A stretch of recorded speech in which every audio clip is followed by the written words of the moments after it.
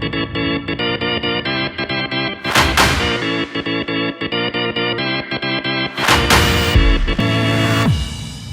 BC Ledoux. I'm a chief creative officer and partner for Noble Studios. We're based in Nevada, headquartered in Reno, and I head up the office in Las Vegas. Been doing advertising and marketing for about 20 years, started as a copywriter, and still do some copywriting today, but head up a team of about 15 creatives between designers and writers for Noble Studios. Hey everyone, Dave Kersey. I am the Executive Media Director at GSD&M, which is a full service shop really known for their creativity and creative output.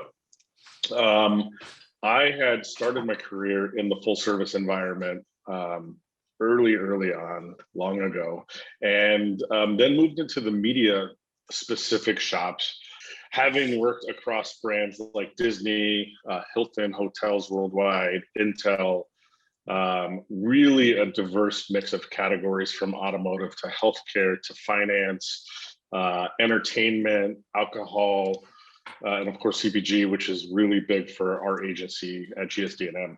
My name is Megan Averill. I am the founder of the Insight In, which is a qualitative research and strategy firm. So I began that about 5 years ago after a solid block of 10 years as an advertising strategist, working for companies from McCann in New York, where I started my career, to DDB, and then sort of moving progressively toward the Best Coast throughout. So I managed my way toward Seattle, worked for a couple small companies before a brief stint back at Hill Holiday on the East Coast, before sort of, moving into my own thing, which is to do qualitative research and strategy consulting.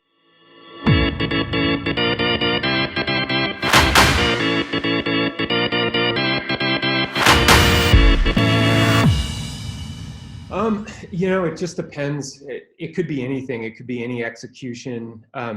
Good ideas excite me. I love getting excited and saying, fuck, I wish I thought of that. That's like my ROI on seeing creative. Really, if it's something that draws an emotion from me, whether it's some kind of comedic response or any kind of emotional trigger, it excites me.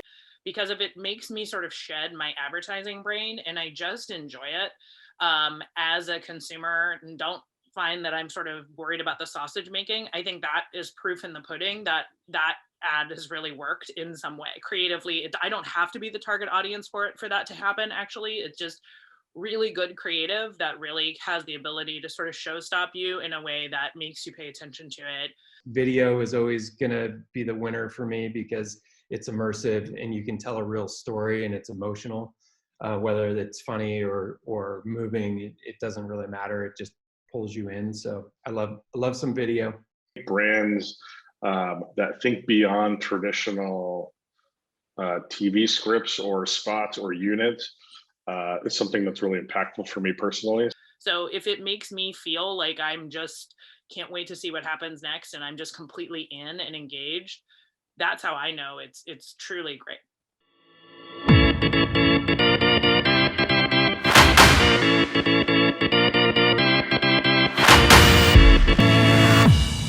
Strategy that excites me is one that is clear to me, where I really know what they're trying to do and how they're positioning their brand. Again, I think it's when you're able to show and really distill through sight, sound, and motion the connection of what your brand stands for matched with who you're really trying to connect with, and it comes through in a meaningful way, that excites me. I mean, truly, we are still in a business of commerce, and I love creative teams when I work with them who would say, and by the way, we still need to sell the crap out of XYZ, right? And I know that can be an afterthought when your focus is the art, as it should be.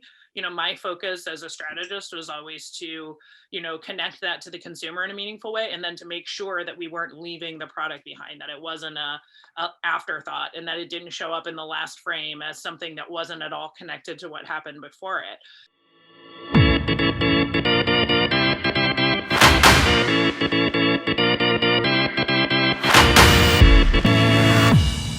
I think the other judges and I commented that the work was of extremely high quality. Not that we had any other expectation, but I think we all were sort of candidly expecting a few crappy used car ads, and we didn't necessarily get that. I was a little disappointed. I wanted to see more like a bad RV lot commercials for used RVs. But no, truly, I mean, the work was exceptionally high quality. We were also really excited to see how many people entered, even with everything that went on in the last year, and really to see some of the creative ways that agencies worked around some of their limitations. It was amazing how many entries you guys had.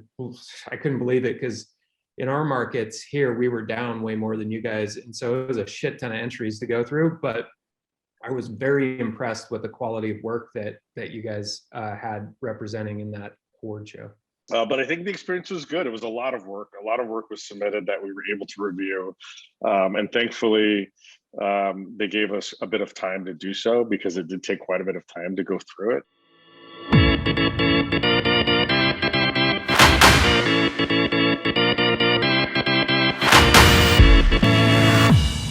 I think really reading the category, understanding what you're submitting for, making it very clear what you're submitting for, and then having a strategy.